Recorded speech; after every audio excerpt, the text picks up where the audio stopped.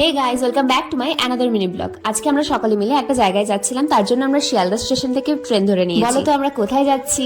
এই দেখো, চলে এসেছি আমরা গুমা স্টেশনে। ওই যে ওখানে দাদা দাঁড়িয়ে আছে, আর এত রোদ ছিল তাকানোই যাচ্ছিল না। আর লোকেশনটা গুমা স্টেশন থেকে অনেকটা ছিল, ওখান থেকে টোটো করে যেতে হয়। আসলে আমরা এসেছিলাম লোকনাথ বাবার জন্মস্থান মহাতীর্থ চাকলা ধামে, যেটা নর্থ 24 পরগনাতে। এই যে এটাই ছিল মন্দির।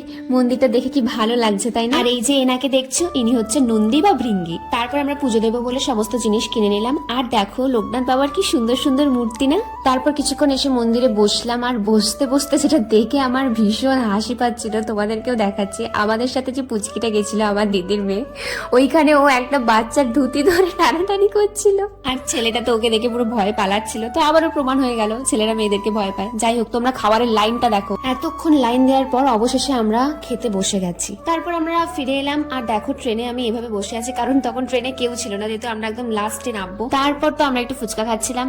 এবার বাড়ি যাওয়ার পালা। তো তোমরা বলো ভিডিওটা কেমন লাগলো। That's it for today. দেখা হচ্ছে পরের মিনি ব্লগে। টাটা।